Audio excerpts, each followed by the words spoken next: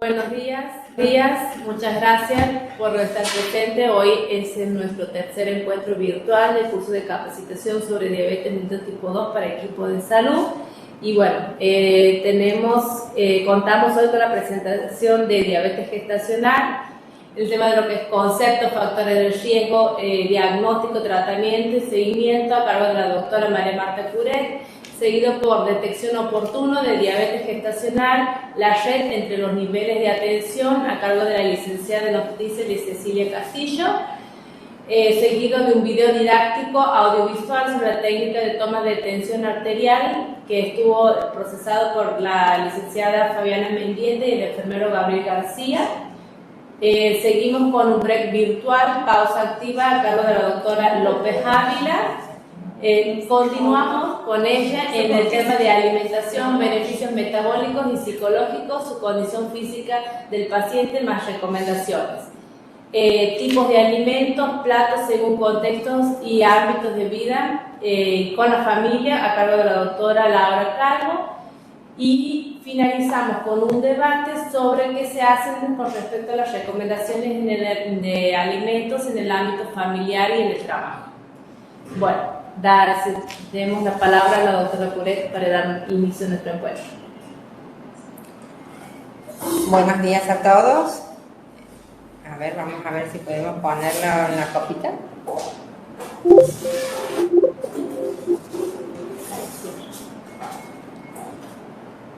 Bueno, buenos días a todos y todas. Es un gusto volver a encontrarnos ya en este tercer encuentro para hablar de diabetes en el embarazo, sobre todo diabetes mellitus gestacional.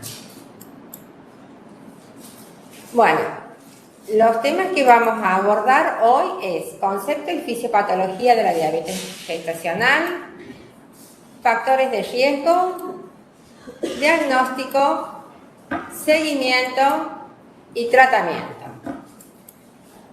Comenzando por el concepto, ¿qué es la diabetes mellitus gestacional? Es una alteración de la tolerancia a la glucosa de severidad y evolución variable que comienza o es reconocida por primera vez durante el embarazo en curso, independientemente del tratamiento que requiera o si se trata de una diabetes previa que no fue diagnosticada, como lo vamos a ver nosotros cuando hagamos el diagnóstico.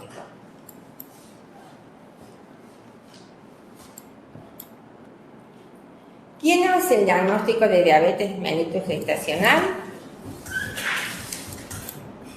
Él o la obstetra.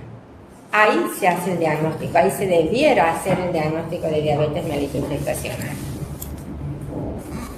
La prevalencia es muy variada a nivel mundial. La verdad que hay lugares donde la prevalencia es menos del 1% y otros lugares donde la prevalencia es del 20%.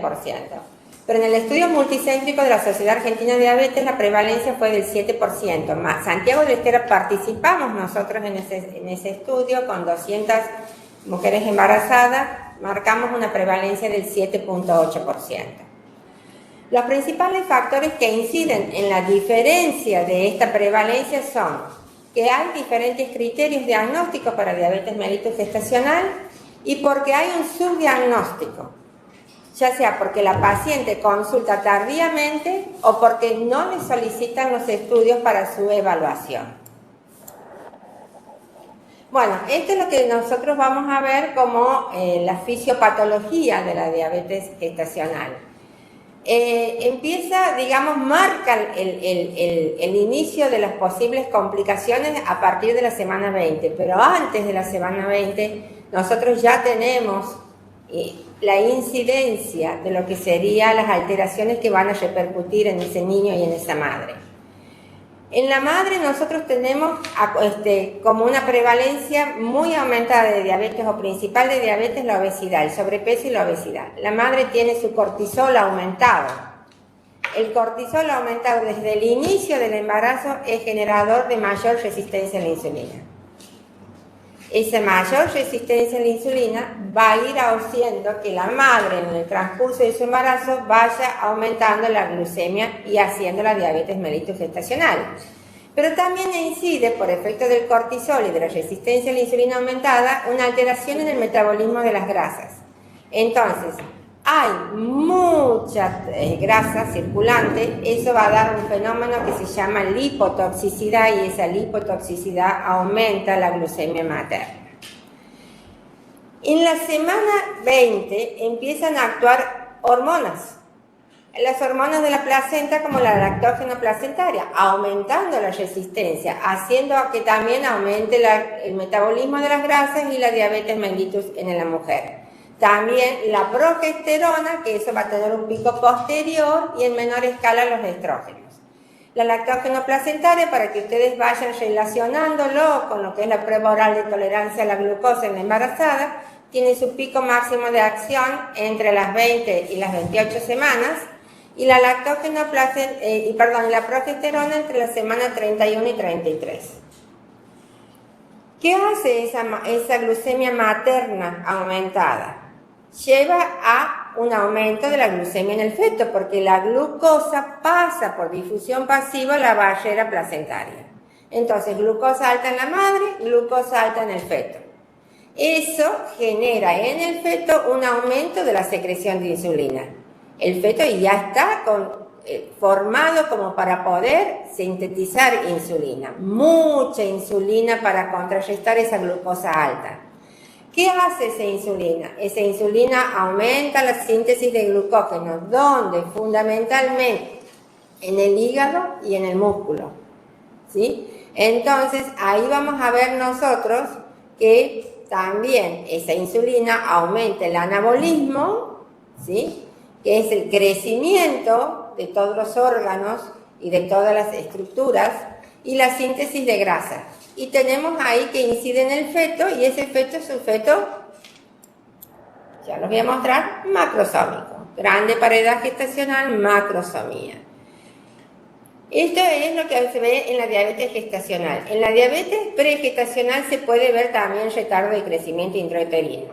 Aunque en la diabetes gestacional puede aparecer retardo de crecimiento intrauterino, sí, porque todo va a depender de cómo es la parte, digamos, vascular de esa madre, ¿sí?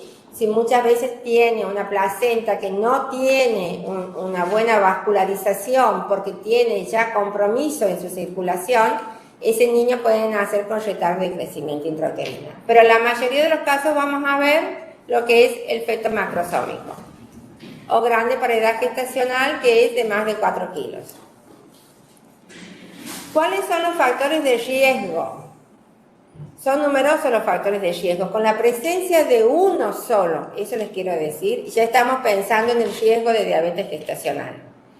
Uno es el antecedente de haber tenido diabetes gestacional en el embarazo anterior, o que tenga una edad de 30 años o más, o que tenga familiares de primer grado con diabetes mellitus, la gran mayoría lo tenemos, o que tengan sobrepeso o que es un índice de masa corporal de 27 o mayor al comienzo del embarazo, ni qué decir la obesidad, antecedentes de macrosomía fetal en embarazos anteriores, antecedentes de mortalidad perinatal inexplicada, síndrome de ovario poliquístico, antecedentes de madre de alto o bajo peso al nacer.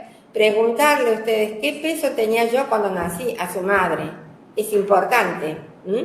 Glucemia en ayunas de 85 miligramos por decilitro más, preeclampsia, multiparidad, utilización de drogas hiperglucemiantes como son los corticoides, los antirretrovirales, metamiméticos, etc.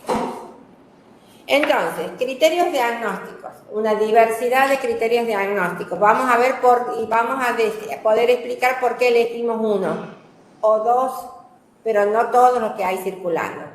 La Sociedad Argentina de Diabetes y la Asociación Latinoamericana de Diabetes marcan como diagnóstico la glucemia basal igual o mayor a 100 miligramos por decilitro.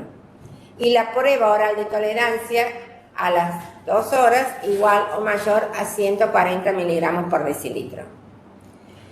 La Asociación Americana de Diabetes se basa en las normas impuestas por una asociación internacional de estudio para diabetes y embarazo. Ahí están las siglas abajo y es por si acaso la quieren buscar. Y esas normas han cambiado por un estudio multicéntrico que vamos a ver que se llama APO. La glucemia basal igual o mayor a 92 miligramos por decilitro. Miren cómo baja el punto de corte. Y una glucemia por prueba oral de tolerancia a la glucosa igual o mayor a 153 miligramos por decilitro a las 2 horas.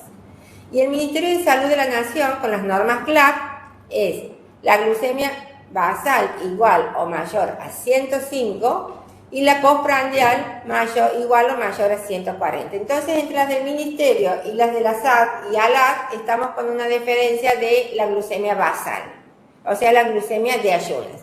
Todos estos criterios diagnósticos se hacen con glucemia plasmática venosa, no se hace con el monitor de glucemia. Entonces, vemos que todos con diferentes criterios diagnósticos, pero ¿por qué no vamos a usar el de la Asociación de Diabetes Americana? O sea, yo les voy a explicar por qué no vamos a usar un punto de corte tan bajo. El diagnóstico se basa en ese estudio APO, es un estudio del APO, ha sido un estudio del año 2006, multicéntrico, 25.500 embarazadas, prácticamente de Latinoamérica, participó únicamente de Latinoamérica, Brasil. El diagnóstico se basó en este estudio que decía, que se preguntaba si la hiperglucemia en el embarazo por debajo de los niveles de diabetes manifiesta está asociada a un aumento de efectos adversos maternos, fetales y neonatales. Los puntos primarios del estudio fueron 3: macrosomía, parto por cesárea y péptidos en el cordón umbilical. Entonces, no usamos el diagnóstico porque el punto de corte de la glucemia basal en ayunas a 92 no ha reducido los criterios primarios del estudio, ni la macrosomía ni el parto por cesárea. Y el aumento aumentaría considerablemente el diagnóstico de diabetes gestacional en embarazadas obesas y mayores de 30 años, convirtiéndose en un problema de salud pública. Se nos va a hacer un nudo, un cuello de botella en lo que sería captación y vamos a ver que no tenemos para afrontar esa demanda. Bueno, yo les voy a hablar ahora un poquito de lo que es el algoritmo que nosotros usamos para lo que es el diagnóstico. Ubíquense en que si tienen que usar la glucemia de 105, se la usa, ¿sí? No va a marcar la diferencia. Entonces, todos tenemos nosotros, perdón, volvémelo, Aldana. Recomendamos que la primera consulta, esto es muy importante, sea antes de las 24 semanas de gestación. Cuanto más precoz sea la consulta, mejor. Y que en la primera consulta esa madre tiene que salir con un pedido de glucemia plasmática venosa en ayunas. ¿Sí? Entonces, si esa glucemia es igual o mayor a 126, se repite, fíjense en la izquierda, la glucosa nuevamente en un lapso no mayor de 7 días. Si da 126 o más, el diagnóstico es diabetes. ¿Qué diabetes gestacional? Es una diabetes previa al embarazo. Se diagnostica en el embarazo, pero eso ya me marca que es una diabetes previa al embarazo. ¿Por qué? Porque estoy apenas apuntando hasta la semana 20 y viene con unas glucemias en ayunas muy altas. Ahora, ¿qué pasa si esa glucemia es menos de 100? Si yo si esa glucemia es mayor de 100, repito, entre 100 y 125, repito nuevamente una glucemia en ayunas a los 7 días. Fíjense ahí, y si ustedes tienen que es igual o mayor de 100 en la segunda muestra, entre 100 y 125, el diagnóstico es diabetes gestacional. ¿Tiene que hacer prueba oral de tolerancia a la glucosa? No, porque la glucemia es de 100 o más, o de 105 o más, hasta 125. Si ustedes tienen que esa glucemia es menor de 100, como vemos a la derecha, repetimos a la semana, y si es menor de 100, no hay diabetes. Entonces tenemos nosotros que se descarta la diabetes gestacional. Si está entre 100 y 125, se tiene que pedir la prueba oral de tolerancia a la glucosa, y esa prueba oral de tolerancia a la glucosa nos va a marcar a nosotros que si es mayor de 140 va a ser diagnóstico de diabetes gestacional. Si es menor de 140 pero tiene factores de riesgo, se repite a las 30-31 semanas para hacer el diagnóstico de diabetes gestacional. Como verán ustedes, no es muy simple hacer todo el abordaje diagnóstico, pero sí es fundamental hacerlo. ¿Y eso dónde se puede hacer? Y eso se puede hacer en atención primaria, haciendo gestión de poder nosotros derivar o sacar las muestras de sangre, prepararla en el lugar donde está, donde trabajamos, tener la glucosa anhidra. Eso es gestión en salud. ¿Se puede hacer? Sí se puede hacer. Se puede mandar a comprar la glucosa anhidra. Ustedes tienen distintos programas que trabajan en eso, ¿sí? Entonces, son 2 glucemias con una glucosa, interpuesta una glucosa anhidra. Nada más. Es la técnica más sencilla que hay. Y saber cómo indicarla, ¿sí? Que eso lo pueden... explicamos en el primer... Claro, que es la que explicamos, que la única diferencia que hay del primer encuentro cuando la doctora Carolina López Ávila explicó la prueba oral de tolerancia a la glucosa es el periodo de ayuno. La mujer embarazada no se recomienda un periodo de ayuno de 12 horas, se recomienda de 8 horas.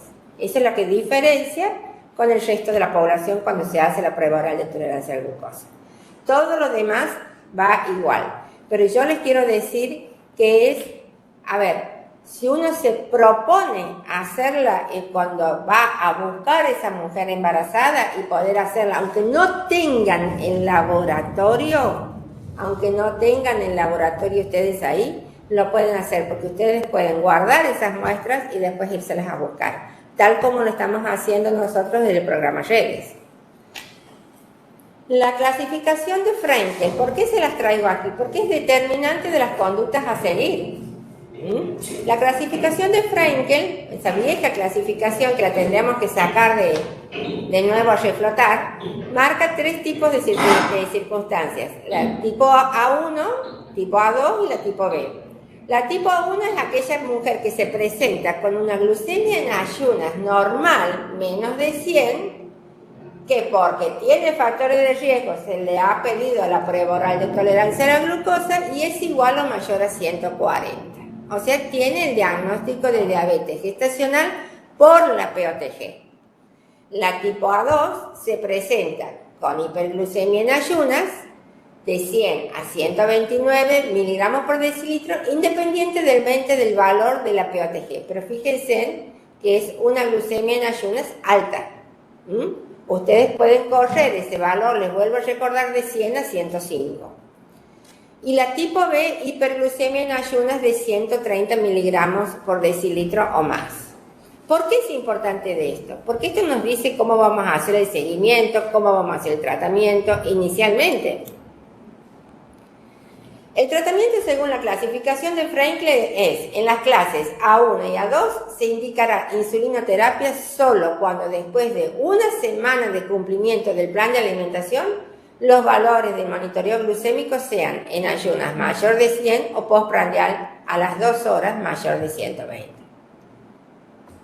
Si yo no puedo con esa mamá, a pesar de saber que está cumpliendo el plan alimentario, que vaya a hacer ejercicio, que sale a caminar, que se cuida, que está motivada, que viene, no llego a las metas, pensemos en el bebé, pensemos en el feto. Entonces ahí tengo que indicar insulinoterapia. Y en la clase B se inicia el tratamiento con insulina junto al plan de alimentación en el momento de diagnóstico de diabetes gestacional. ¿Por qué? Porque tiene su glucemia en ayunas de 130 o más. Y eso está pasando al feto y acuérdense de toda la fisiopatología que hemos hablado de ese feto. No hay tiempo, María. No hay tiempo. Los tiempos son muy cortos para actuar. Por eso muchas veces nosotros, cuando yo estaba en el hospital regional, en el servicio de diabetes, a esa mamá, sobre todo esa mamá que venía de lejos o que venía del interior, le internábamos. Le empezábamos con la insulinoterapia, le dábamos el plan de alimentación, subía Jenny, hacía educación en el uso de la insulina, en el uso del monitor, en la hipoglucemia. La paciente salía a las 2-3 días totalmente capacitada y motivada para poder manejar su diabetes. Pero bueno, no siempre las situaciones se han puesto así, mucho menos en la época de pandemia.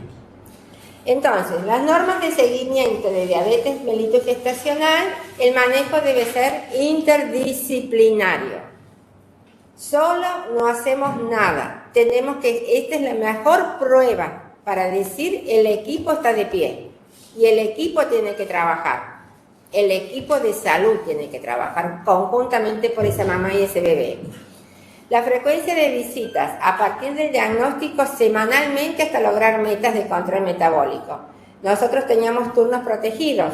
¿Qué significa eso? No entraba en el sistema del turno que va a venir de aquí una semana. No, tenés que venir pasado mañana, quiero saber cómo te ha ido el monitoreo, quiero saber si lo has aprendido a hacer bien. Estábamos con la enfermería ahí con esas mamás embarazadas, ¿sí?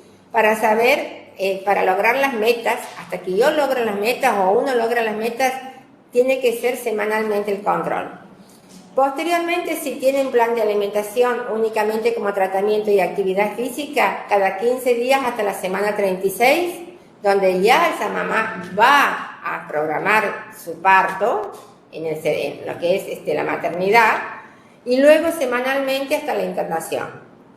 Si tiene plan de alimentación más insulina, control cada 15 días hasta la semana 32 y luego semanalmente. Para lograr la adherencia, educación diabetológica. Es muy chocante a una mamá decirle, estás con diabetes en tu embarazo. Es muy chocante porque lo primero que se ponen, nos atacó a situaciones que se ponen a llorar, que se ponen muy mal, que están muy angustiadas. Primero, ¿qué le va a pasar a mi bebé? Entonces, lo único que les pido, que si bien nosotros sabemos que son embarazos de riesgo, a esa mamá no le digan que es un embarazo de alto riesgo, porque eso angustia mucho más. Tienen que decirle que es un embarazo de mayor cuidado, que la mamá tiene que estar más pegada al equipo de salud y para que ese embarazo llegue a buen término. Es muy importante el concepto que nosotros decimos en ese momento a la mamá. La importancia del buen control metabólico para prevenir las complicaciones materno-feto-neonatales a través del monitoreo glucémico es muy importante para nosotros. El plan de alimentación adecuado a las condiciones socioeconómicas y hábitos de cada paciente. La actividad física, la insulinoterapia, todo eso se enseña. El apoyo psicológico, si ustedes ven que esa mamá está muy angustiada, que esa mamá, el miedo va a entorpecer el camino de la educación, el apoyo psicológico es necesario para que le dé las herramientas para poder fortalecer su adherencia. El seguimiento en cada visita, peso, presión arterial, monitoreo glucémico. Esas tres cosas, en cada visita de la obstetra, peso, presión arterial, monitoreo glucémico. Si ustedes no están capacitadas para hacer la lectura del monitoreo glucémico, tienen que usar las redes para poder llegar al entendimiento de esto, ¿sí? Y al concepto de si está o no bien controlada.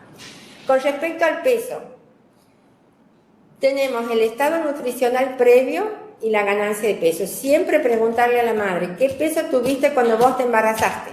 Un aproximado, decime, ¿sí? Y en eso vamos viendo la ganancia de peso. Estamos con la problemática del sobrepeso, obesidad. Estamos con la problemática de los índices de masa corporal mayor de 25. Entonces, la ganancia de peso recomendada es 7 kilos durante todo el embarazo. Fíjense que cuanto más tarde vengan a la consulta, estos propósitos o estas mesas va a ser muy difícil, imposible conseguirlas.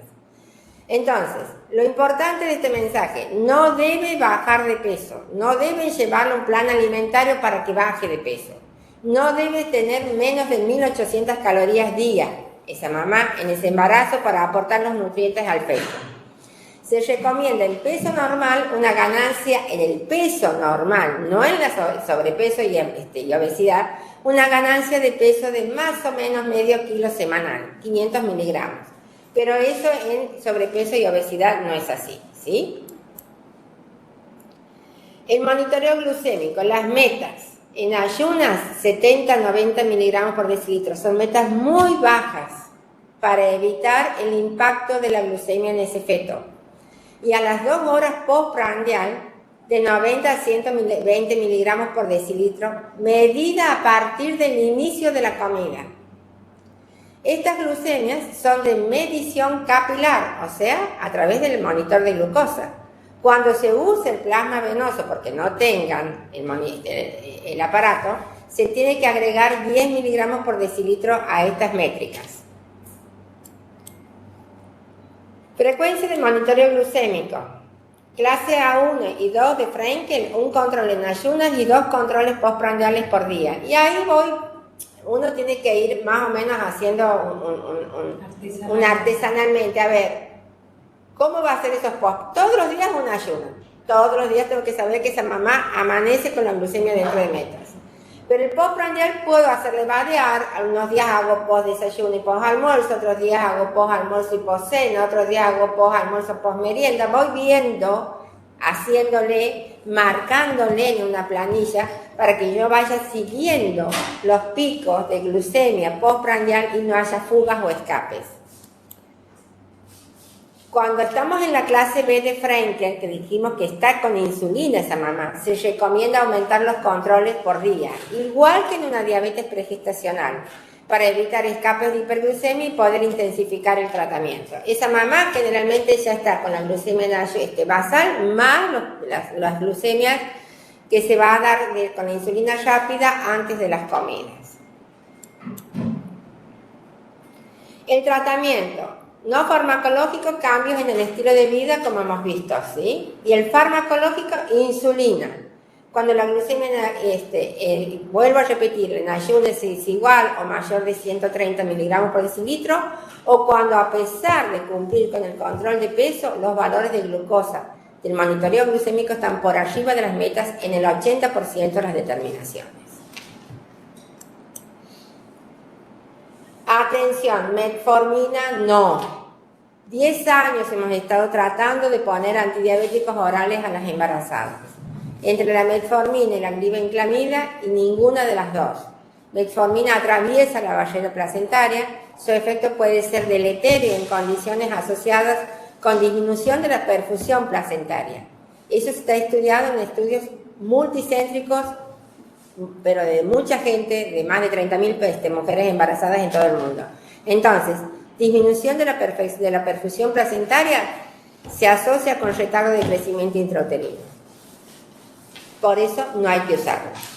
Únicamente, vuelvo atrás, la metformina se acepta en aquella mujer que viene por síndrome de ovario poliquístico y que ustedes la han captado de antes de las 20 semanas durante 3 meses de embarazo. Los primeros 3 meses del embarazo, ahí se usa y después se saca la metformina. ¿Cuáles son las complicaciones de la diabetes gestacional? Para la madre, presión sanguínea elevada, muy asociada, obesidad, diabetes gestacional, hipertensión inducida en el embarazo, preeclampsia, muy asociada, van de la mano.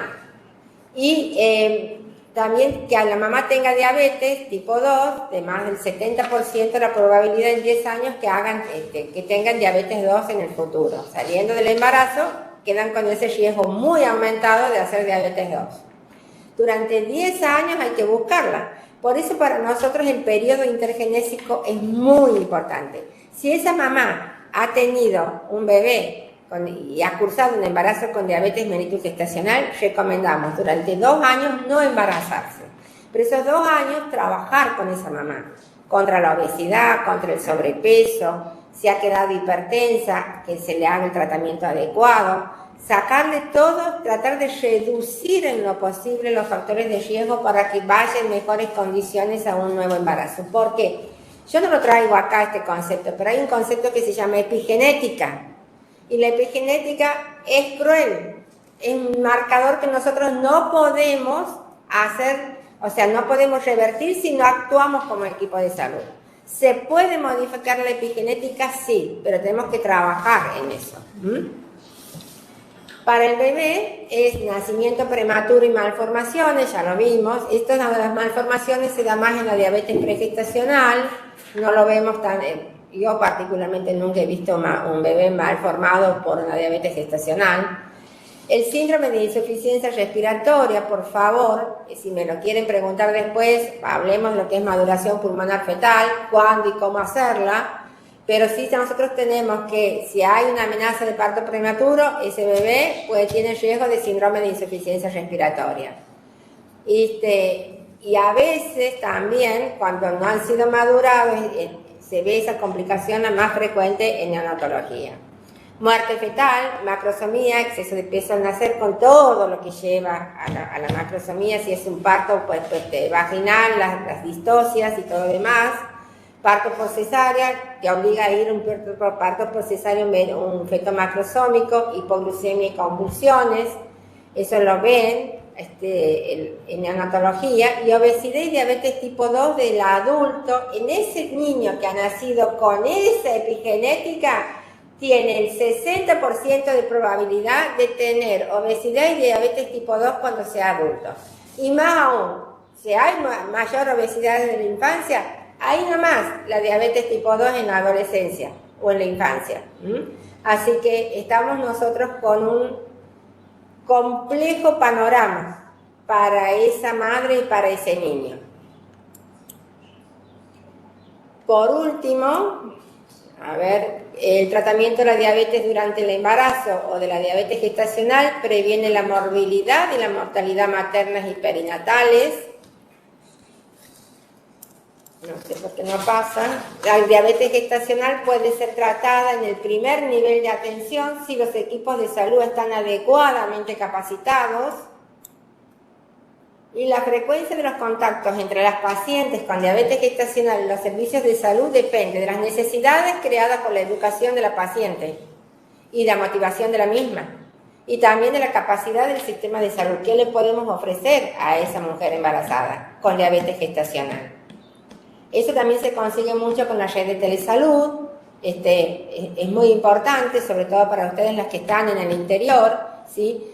Usar la red de telesalud y propiciar los encuentros sincrónicos o asincrónicos para que nosotros podamos, los equipos que estamos en los hospitales, en el segundo nivel, con la maternidad correspondiente, estar acorde a las inquietudes de ustedes como equipo y poder canalizarlas y dar respuesta. Y por último cierro con reclasificación. Es muy importante. No se está haciendo nada de eso. Se recomienda realizar glucosa plasmática en ayunas por laboratorio, con dieta libre. Es muy importante. La siguen teniendo en dieta. A la mujer que ha tenido ese bebé, la siguen teniendo en dieta de embarazo, de diabetes. Y la tienen que dejar. Encima que dan de comer poco en los hospitales y en los centros de salud, las calorías son... Entonces esa mamá tiene que volver a la dieta libre, a la dieta de una mujer que no ha tenido diabetes. ¿Sí? Antes del alta se tiene que pedir esa glucemia para descartar que la diabetes mellitus con 2 glucemias igual o mayor de 126. Volvemos a lo que es. Ya no piensen en los parámetros, en las métricas que damos de diabetes y embarazo. Esa mamá que ha tenido ese bebé vuelve a tener ya las métricas de una persona que no está embarazada. Entonces, hablamos de diabetes. Si esa mujer le saco sangre, tiene una glucemia de 126 o más, hay que repetir para que yo pueda decir, esa mamá tiene diabetes mellitus 2, que ha quedado de su diabetes gestacional. Pero ya ha quedado con diabetes mellitus 2 y tiene que ir con el tratamiento de la diabetes mellitus 2. Entonces, en esto es la glucemia plasmática en ayunas. Si es menor de 110, no tiene diabetes. Si es entre 110 y 125, es una glucemia alterada. Se reclasifica a las 6 semanas con POTG. ¿Para qué? Para poder nosotros decir si tiene una prediabetes o no tiene diabetes o tiene una diabetes mellitus. ¿Sí? ¿Por qué? Porque su valor sea a las 2 horas ya, con la POTG, mayor de 200. Acuérdense en lo que habló la doctora Carolina, mayor de 200. Y si ustedes en la glucemia plasmática en ayunas, la primera que le hacen posparto, tiene 200 miligramos por decilitro al azar, o más de 120, 126 o más en 2 valores, es diabetes mellitus. Esto es la reclasificación. Y es muy importante hacer esa reclasificación y decirle a la mamá si tiene diabetes, si no tiene diabetes, o si está con el riesgo de prediabetes, o si tiene prediabetes con un riesgo aumentado y muy aumentado a tener diabetes en el futuro. Bueno, muchas gracias. Le doy paso a la doctora, a la licenciada Cecilia Castillo, y después en las preguntas todo lo que quieran. Muchas gracias. Clarísima, como siempre, ahí estamos bien. Ven acá, si quieres sentarte acá. Vení acá, Sí, también. Sí.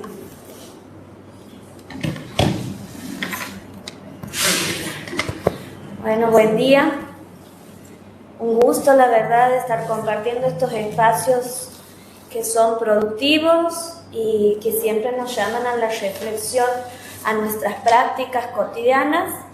Estas pausas les aseguro que nos van a servir para una autoevaluación de cómo estamos trabajando en los equipos de salud. Empezamos. No sé. Ajá, ahí está. Bueno, antes que nada, a mí me gusta mucho trabajar con datos y hablar en base a sustentos de estos datos, ¿no? Nuestra fuente principal de información hoy por hoy sigue siendo el sistema informático perinatal. A partir de una base que me ha otorgado la Dirección de Maternidad e Infancia, se ha hecho una selección de enero a septiembre del presente año, en donde se han separado 16.573 personas gestantes. Y otra base que ha sido de los nacimientos. Esto es de toda la provincia, es lo que tenemos de toda la provincia, ¿sí? 7.908 nacimientos, de enero a septiembre. Son los registros que tenemos hasta el día de hoy consolidados. Esas dos bases, de manera paralela, sin unirlas, sino separadas, me he tomado el tiempo de poder sacar esto, lo que comentaba recién la doctora, de los factores de riesgo, los antecedentes familiares con los que estas personas gestantes llegan.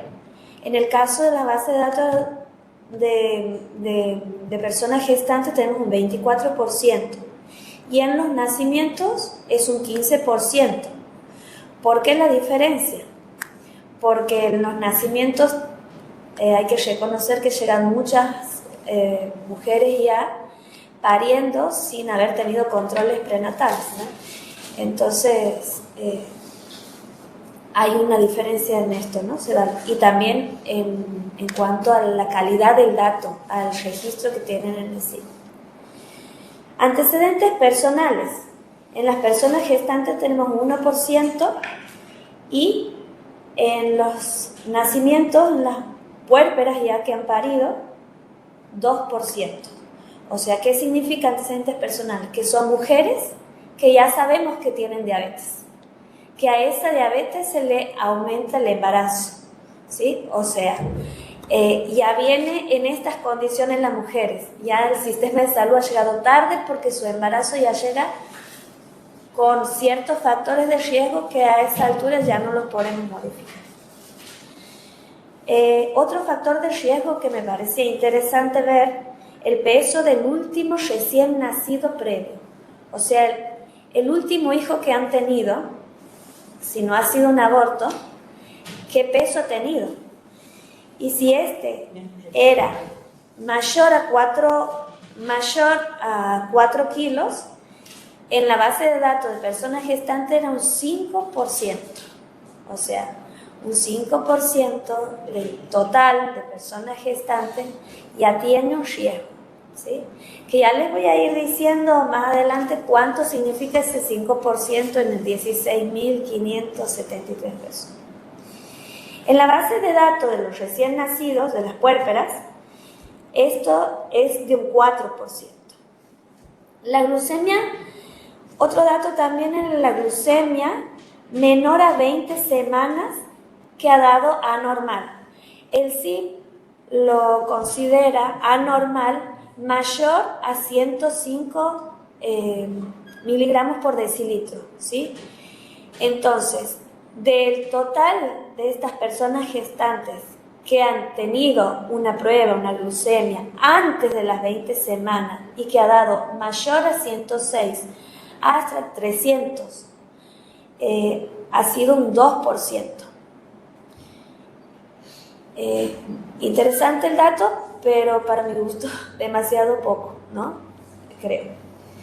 Y en las puérperas, ese mismo dato, así que ha salido la glucemia anormal, o sea, mayor a 105, era un 1%. Ese 2% de las personas gestantes implica 346 embarazadas. Y en puérperas, ese 1% implica 103 puérperas, personas. La glucemia, además registrada, igual a mayor a 30 semanas que ha dado anormal en sus valores, repito, mayor a 106 miligramos por decilitro, en la base de datos de las personas gestantes 1%, al igual que en las puérperas. Significa 136 personas gestantes en la primera base de datos y en la segunda 86. Digo, ahora relacionemos eso, ¿podemos continuar? ¿Aldana? Bueno, esperamos. Sí, alguna reflexión. El año pasado, según lo que nos ha pasado de estadísticas vitales, han nacido 15.306 niños y niñas, por lo cual lo que les acabo de mostrar, los nacimientos que tenemos de enero a septiembre, equivalen solo un 52% de lo que esperaríamos de nacimientos para tener este año. O sea que nos faltan registros de nacimiento en el cargar en el sitio. De 16.573 personas gestantes registradas en el CIP, solo se categorizó el alto riesgo obstétrico un 2%.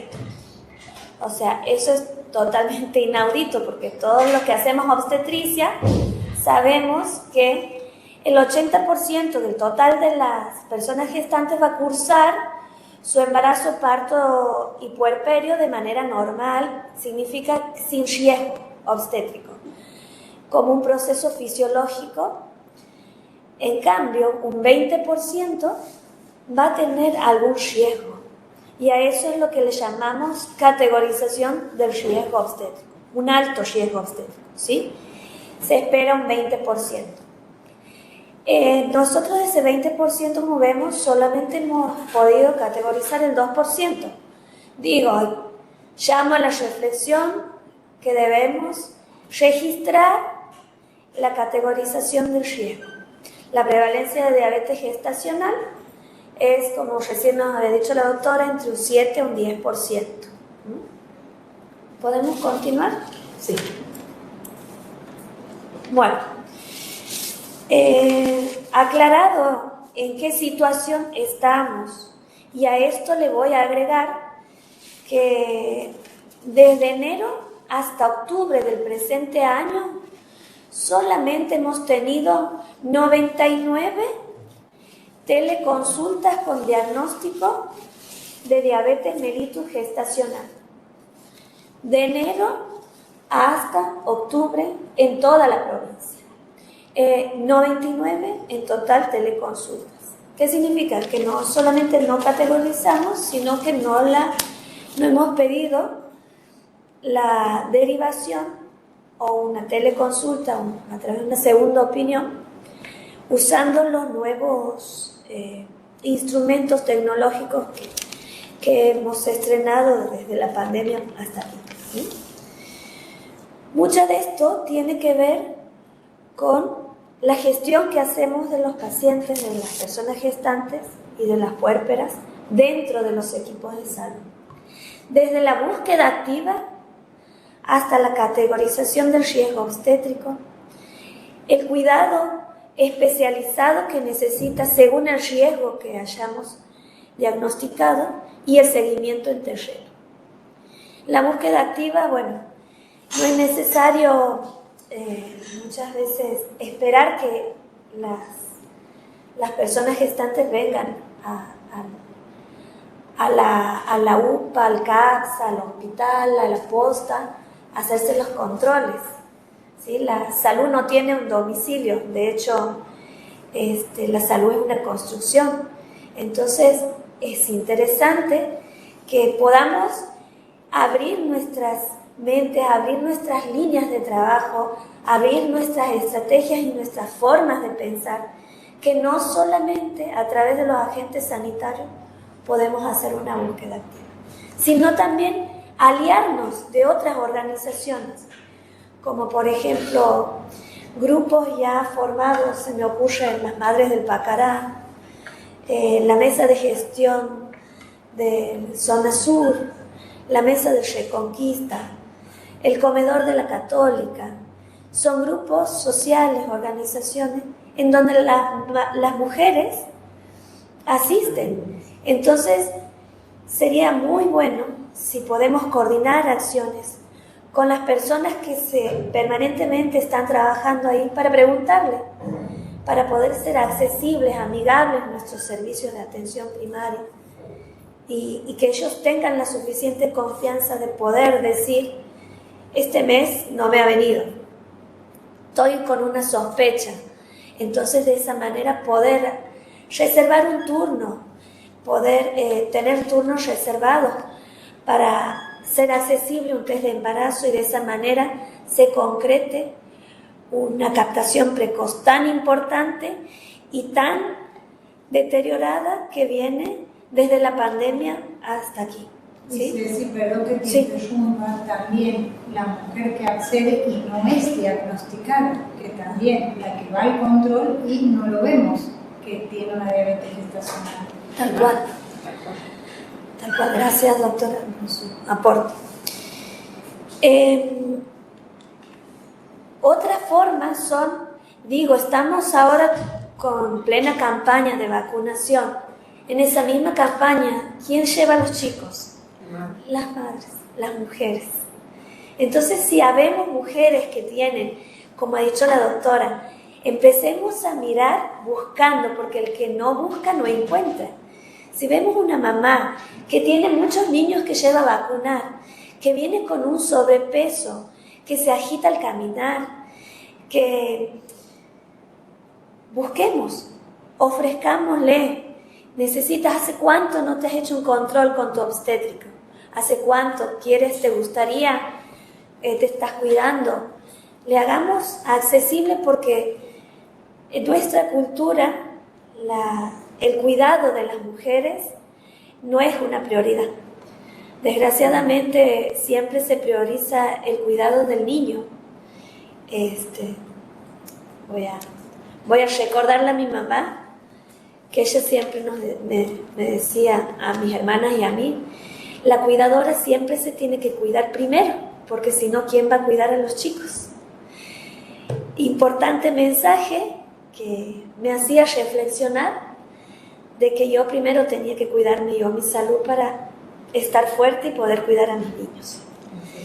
Entonces, esa lógica de la cuidadora, del cuidado que necesita esa cuidadora, no es común. Los cuidados se postergan cuando hay niños en la casa, cuando hay adultos mayores, cuando hay personas en situaciones de vulnerabilidad social. Una vez que hemos buscado y hemos pensado estrategias, sería una falacia decirle, a los equipos de salud organicen un rastrillaje, busquen a las embarazadas. No, ustedes conocen sus comunidades, ustedes saben con quién pueden trabajar, con qué escuela, con qué grupos, en donde las mujeres van, donde las mujeres asisten, con el kiosco de la esquina quizás, con el kiosquero que es amigable con los servicios de la UPA. Ustedes más que nadie saben, esto no es una receta. Quienes pueden ayudar y van a facilitar la captación activa, la búsqueda activa y con quienes no, ¿sí? Usemos herramientas, usemos otras personas también. Una vez que hemos logrado o que hemos pensado juntos con las mujeres, quizás sería bueno preguntarles, ¿no? Armar un buzón de sugerencias que les gustaría a las mujeres. Que hemos armado estas estrategias, armar un plan de cómo buscar más embarazadas de manera precoz y que hemos logrado que lleguen al centro de salud. Es muy importante el primer contacto, no olvidarnos de la categorización y de los registros. No se queden con tal responsabilidad ustedes solos. A mis colegas, a los enfermeros, a los médicos, a los educadores, a todo el equipo de salud, a los agentes, no se queden con esa responsabilidad de haber visto una mujer con factores de riesgo y no haberlo notificado, porque quizás alguien más pueda ayudarlos a ustedes en el abordaje. No es la única responsabilidad de esa persona gestante con los factores de riesgo de quien los diagnostica, sino a través de los sistemas. Ustedes lo notifican y otros lo podemos ver. ¿Quién los pueden ver? Esas bases de datos migran al hospital regional. El hospital lo puede ver. Desde el CIP se lo puede ver. Desde la asesoría técnica lo pueden ver. Desde epidemiología lo pueden ver. Otros pueden ver y ayudar en esta categorización. Y ayudar y aportar, corregir, mejorar. Una vez que hemos categorizado, si vemos que es de alto riesgo, no dudemos ni un minuto en derivar. Y aquí un paréntesis en cuanto es alto riesgo y cuando una mujer necesita una derivación a través de telesalud que puede esperar y cuando es una urgencia. Si tenemos una mujer con una glucemia de 300, por favor, no pidamos por telesalud, un turno programado. No, de ninguna manera. Hay que llamar a la ambulancia, que venir, la tiene que buscar y llevarla a esa mujer y el equipo tiene que estar acompañando en todo momento a esa mujer hasta que la busque, ¿sí? Hay que monitorear ese bebé, hay que estar en ese momento, llamar a los familiares y no podemos permitir que esa mujer se vaya sino de una ambulancia a un centro de alta complejidad, ¿sí? Hay que diferenciar lo que se puede esperar y lo que no, lo que es una urgencia. No duden en llamar y si alguna, como ya nos ha pasado hace poquito tiempo, no viene la ambulancia, Cecilia, no, por eso se ha ido la señora. No, llámenme, usen, todos tienen accesible mi celular y busquemos la forma, ¿sí? Una vez que hemos logrado una atención especializada, que en el primer nivel o en un hospital distrital o en un de tránsito, una posta sanitaria, no lo podemos hacer porque llega por primera vez la mujer con un laboratorio de su glucemia. Una vez que la hemos derivado, no nos olvidemos de ella, porque ella puede tener, no sabemos la historia de esa mujer, por qué viene, por qué ha llegado y qué es lo que viene trayendo atrás, que muchas veces puede resultar de obstaculizadora y que no quiera o no pueda volver más, porque tiene miedo, porque quizás su pareja no la deja, porque está en situaciones de violencia o de muchísimas otras cuestiones que no llegamos a dimensionar. Entonces nosotros debemos asumir y ser responsables en el cuidado, porque nosotros somos agentes del Estado, nosotros somos los mediadores para que esas personas puedan acceder a un derecho que es el derecho a la salud, que es un derecho fundamental. Entonces, si la mujer no viene, nosotros tenemos herramientas, podemos usarlas, son accesibles, son fáciles de usar, quizás por el CIP, quizás por un Excel, quizás por un cuaderno, registrar, hacer un mapeo. Las que ya vienen con diabetes, ya sabe la gente sanitaria, ya está georreferenciada en su fin de ronda.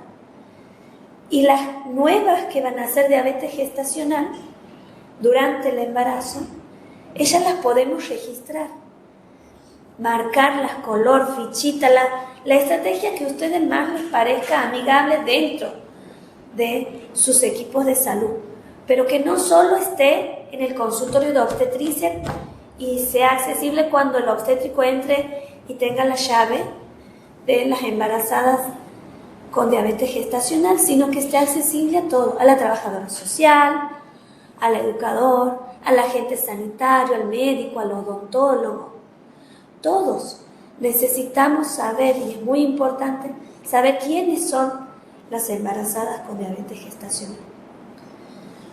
Es necesario después, cuando la mandamos a un centro de mayor complejidad, poder tener comunicación con ese centro de mayor complejidad a través de telesalud o usando muchas veces las redes informales, que a su vez hoy están muy en auge, porque, a ver, ¿podemos pasar la otra figura?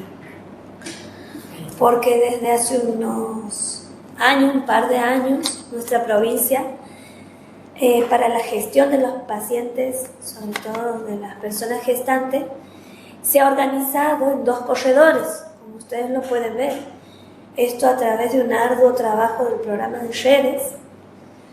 Corredor Este y Corredor Oeste, ambos confluyen en las maternidades categorizadas con CONE, las maternidades más grandes, que son Corredor Este y Oeste, regional y sin banda, y que cada uno tiene zonales que los podemos llamar como centros centinelas, a donde las postas sanitarias pueden derivar.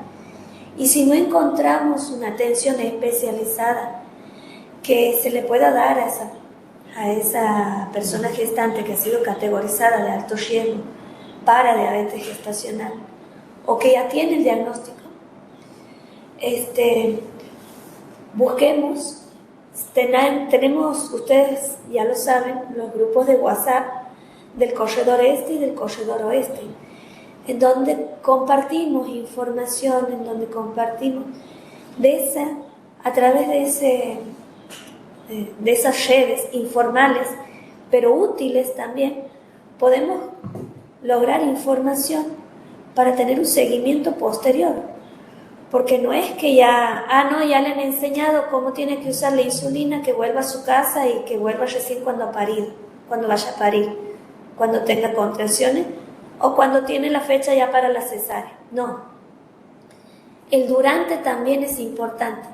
No desligarnos de la responsabilidad de esa persona. Bueno, no me quiero extender. Si es bueno, el siguiente.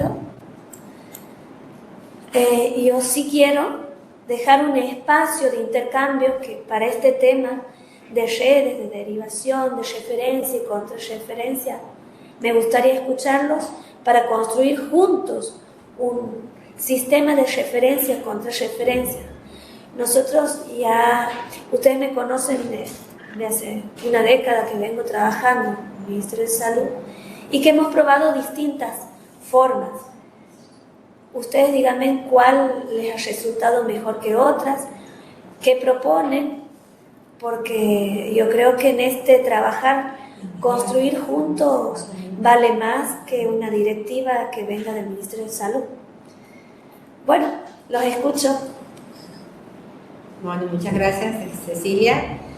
Vamos a esperar por chat si se van haciendo las preguntas. En todo caso, después lo usamos en el debate. Y bueno, vamos a pasar un video, ¿sí? El video es referido a técnicas de toma de tensión arterial usando el tensiómetro digital y el aneroide. Y esto también vale para lo que es la mujer embarazada, ¿sí? Que no tenemos el hábito por ahí de tomarle la presión arterial como corresponde en cada consulta, como dijimos. Bueno, adelante.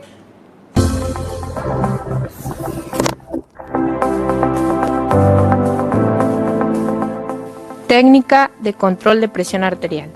Los objetivos de la técnica son determinar los valores de la presión arterial, detectar alteraciones de la presión arterial. Equipo necesario: tensiómetro aneroide, estetoscopio, torundas de algodón, recipiente plástico contenedor, libreta, lapicera, alcohol al 70%.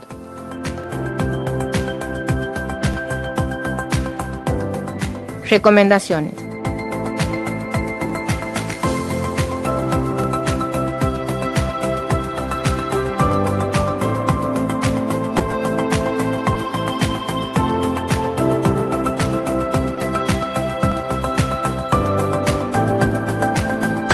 Realizar lavado de manos.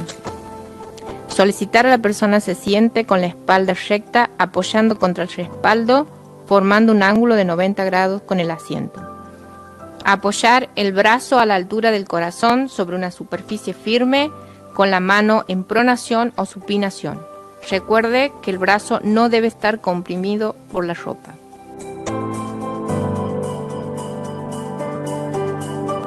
Colocar el manguito en la zona media del brazo, parte interna a 2 centímetros por sobre el pliegue del codo, utilizando el tamaño adecuado de manguito. Debe estar ajustado y firme, pero permitiendo la entrada de 2 dedos entre el manguito y la piel. Realice la desinfección de las olivas del estetoscopio con torundas de algodón humedecidas con alcohol al 70%.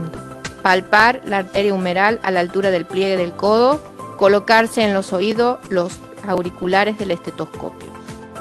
Colocar el diafragma del estetoscopio sobre la misma. Sujételo con los 2 dedos índice y medio. Cerrar la válvula reguladora del aire de la pera de caucho siguiendo el sentido de las agujas del reloj hasta que quede bien cerrada. Colocar el manómetro a la altura del corazón. Verificar que la escala marque 0.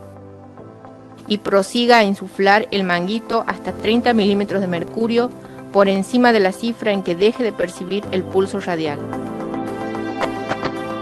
Dejar salir el aire gradualmente abriendo la válvula de la pera de goma a una velocidad de 2 a 4 milímetros de mercurio por segundo y leer en el manómetro el punto en el que se escuche el primer ruido de Korotkov.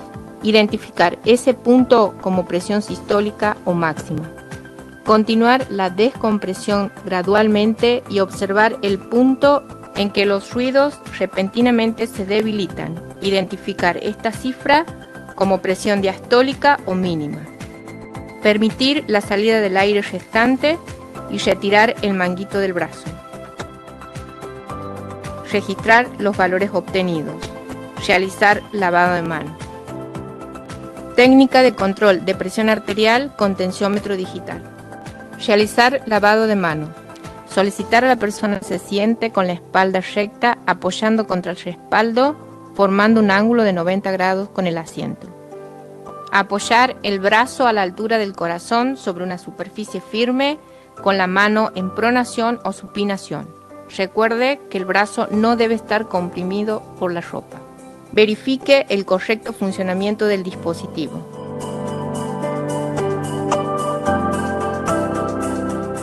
Colocar el manguito en la zona media del brazo, parte interna, a 2 centímetros por sobre el pliegue del codo utilizando el tamaño adecuado de manguito. Palpar la arteria humeral a la altura del pliegue del codo para ubicar las tubuladuras del dispositivo en relación a la arteria. Presionar el botón para iniciar el dispositivo. Observe el visor del monitor. Verifique los valores de presión sistólica, diastólica y de la frecuencia cardíaca detectada por el dispositivo. Finalizada la lectura, proceda a registrar los valores obtenidos. Realice lavado de manos.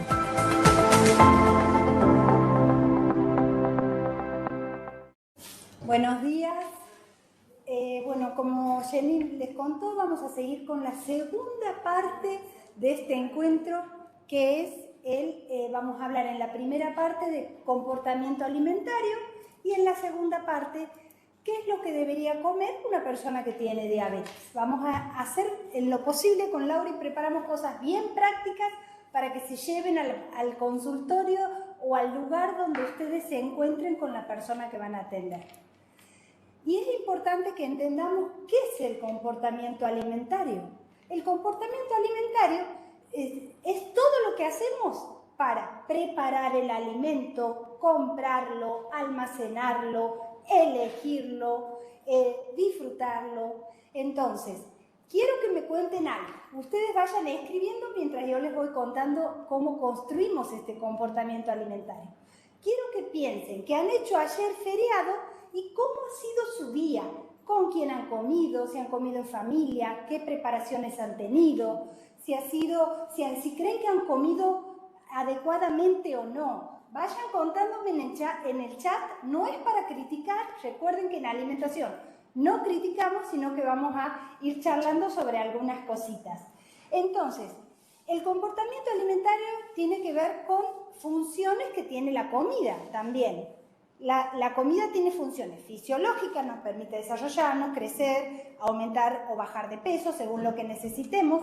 Tiene una función social, porque nos reunimos a comer, nosotros como culturalmente nos reunimos con amigos, comemos, vamos a un picnic, comemos, vamos al río, comemos, salimos a una fiesta, comemos.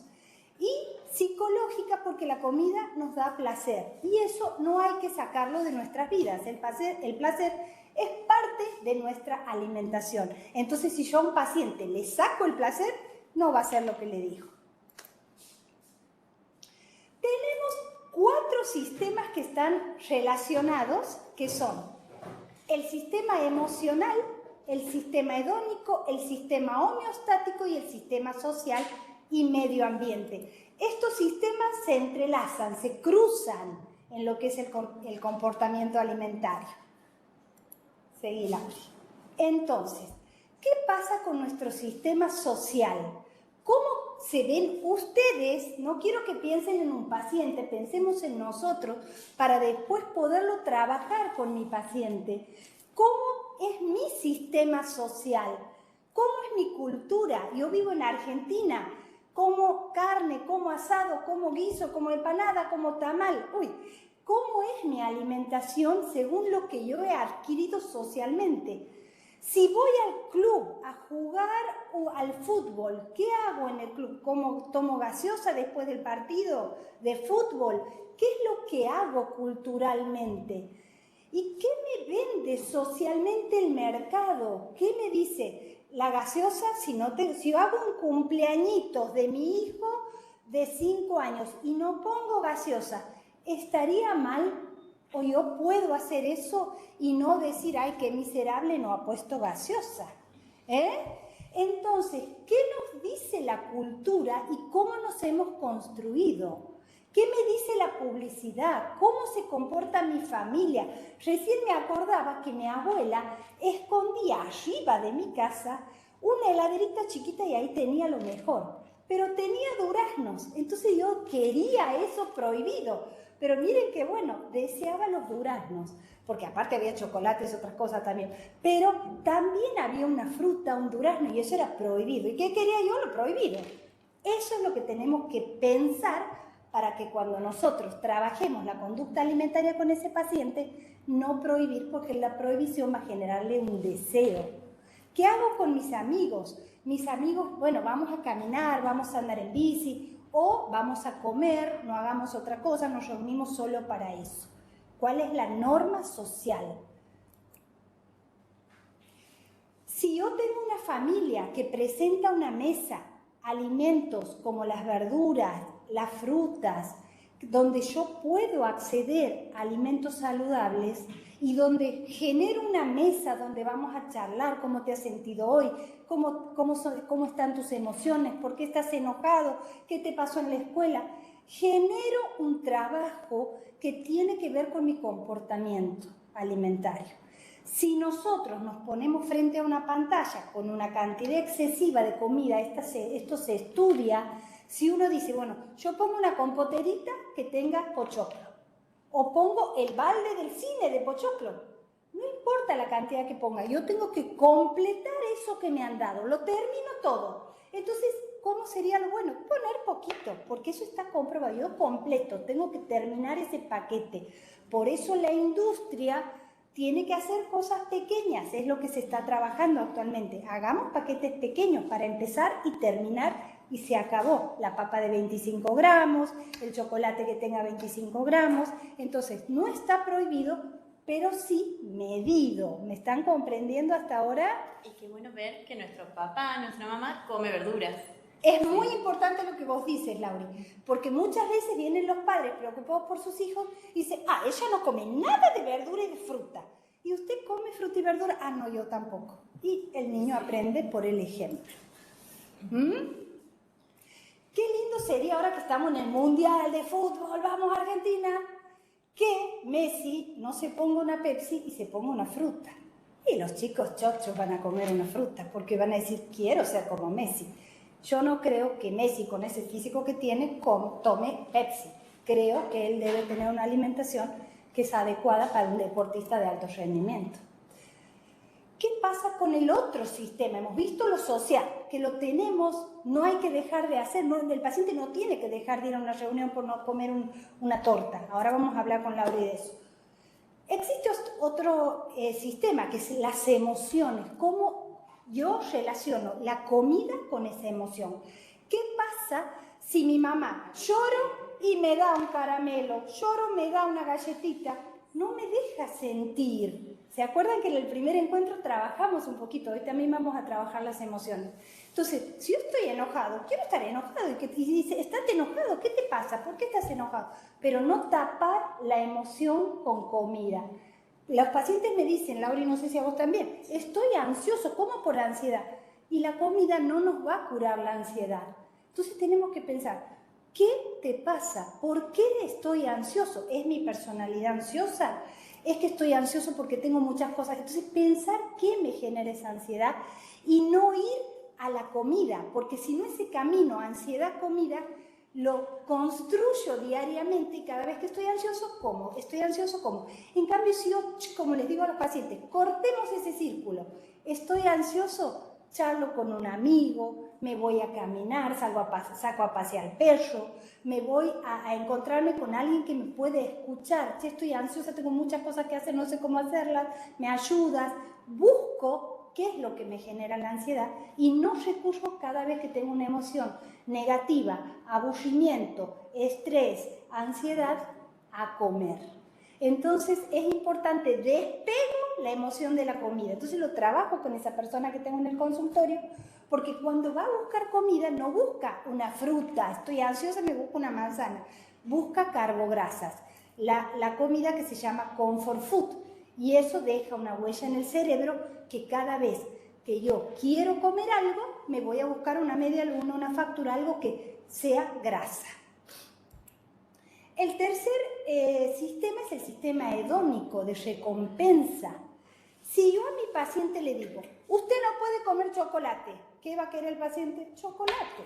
Entonces nunca trabajo sobre lo negativo, no prohíbo, no le digo que no. Yo le tengo que decir, usted puede comer todos los días un chocolate, pero tiene que ser un chocolate pequeño, que tenga 20 gramos, 25 gramos, depende del paciente, pero no le prohíbo lo que él desea diariamente. Yo muchas veces les pregunto, ¿qué te gusta más, lo salado o lo dulce? No, doctora, a mí no me quite tal cosa y no se la quito, porque el paciente igual se la va a comer, pero si yo le doy el permiso, eso mentalmente no hace que ese paciente se obsesione con eso y vaya a buscarlo, vaya a comprarlo al kiosco, no, quiero helado, voy al kiosco. En cambio, si yo le digo, vos todos los días puedes tomar helado, y tiene la certeza, eso genera tranquilidad, no genera búsqueda. ¿Me están entendiendo hasta ahora?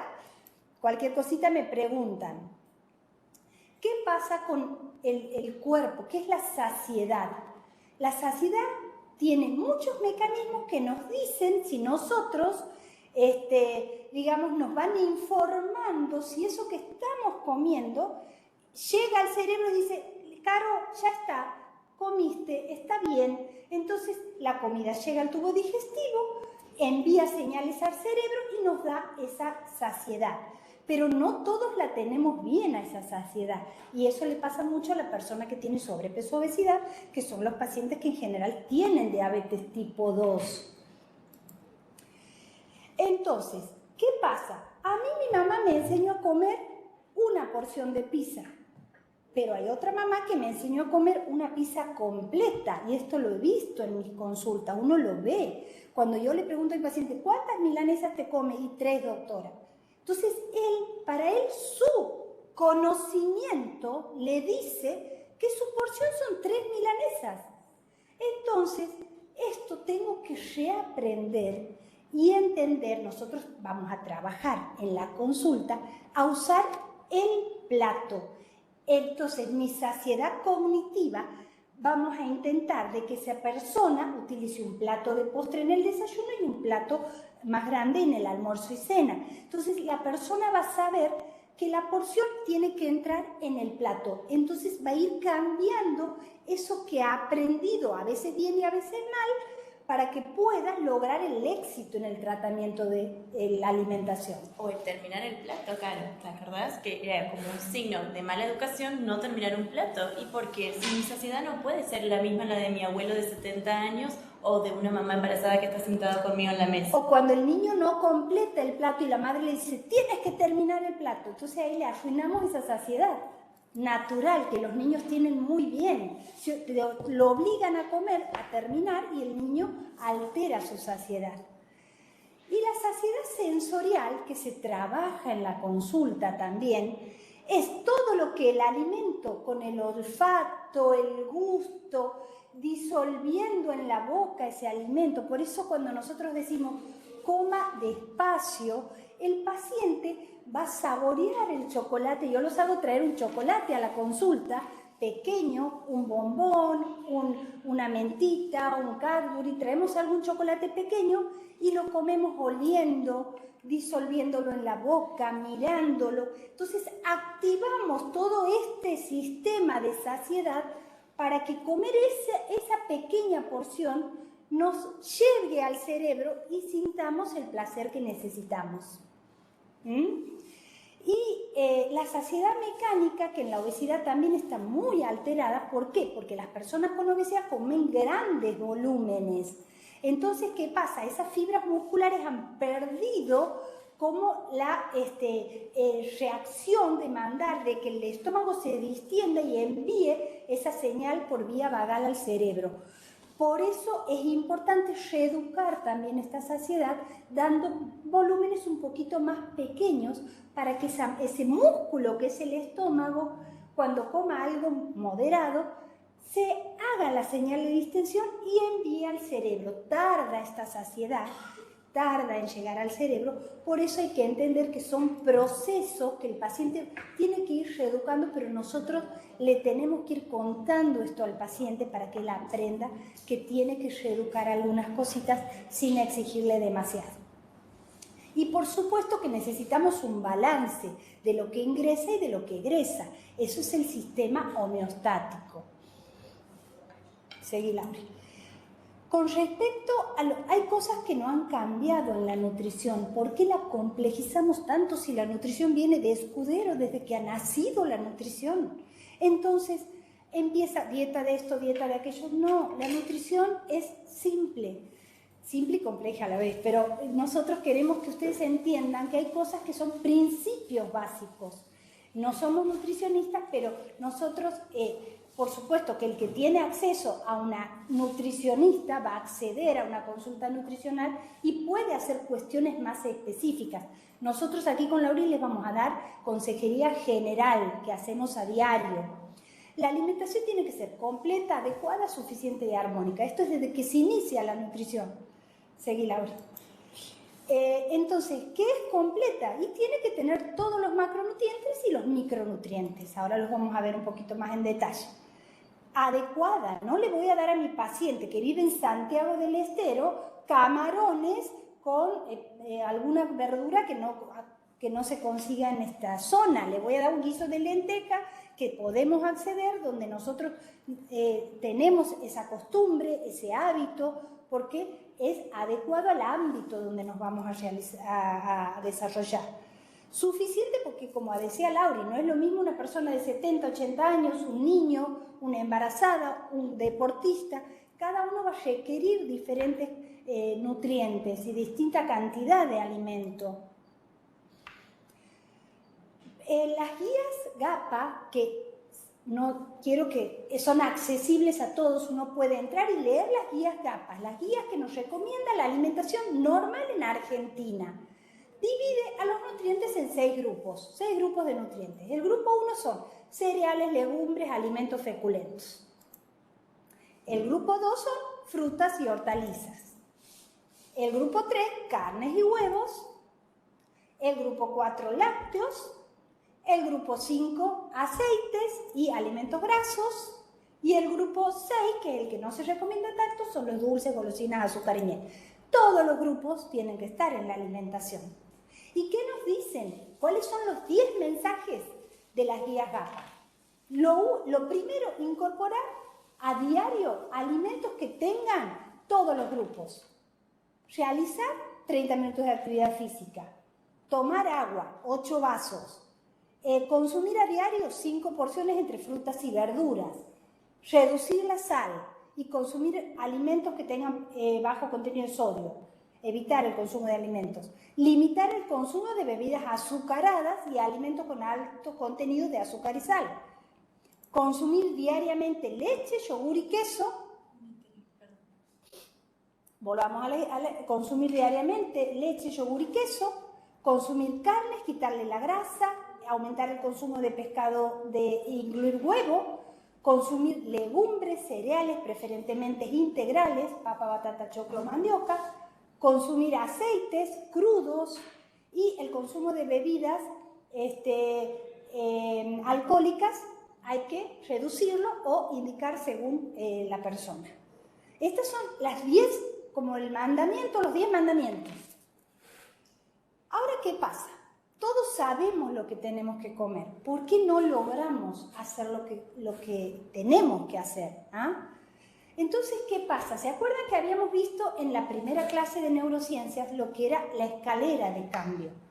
¿Cómo lograr que ese paciente que no puede logre el éxito? ¿Cómo lo logro? Entonces, obviamente, personalmente creo que nosotros tenemos que adquirir estos hábitos, tratar de nosotros ser ejemplo de esto y, como diría la directora de mi hospital, y tengo 2 años con la doctora López Ávila, que soy yo, entonces ella obviamente va a comer la fruta y ya no come el alfajor ni nada de eso. Tengo 2 años con la... Entonces, si uno logra modificar nuestro entorno de trabajo, modificar la escuela, modificar los ambientes que compartimos con los demás, vamos a hacer el ejemplo y nosotros vamos a estar convencidos de lo que le vamos a transmitir al otro. Entonces, existe evidencia de que en el proceso de cambio las personas atraviesan diferentes etapas, pero es importante conocer qué característica tiene esas etapas para poder entender dónde está nuestro paciente. La primera etapa es la precontemplativa. El paciente ni se ha enterado que tiene que hacer un cambio, se siente divino, está con diabetes, pero no le importa mucho. Entonces dice, bajar de peso implica mucho tiempo, esfuerzo para mí en este momento, doctor, yo tengo otras prioridades, tengo los chicos en la escuela. Entonces el paciente ni ha pensado que tiene que hacer algo.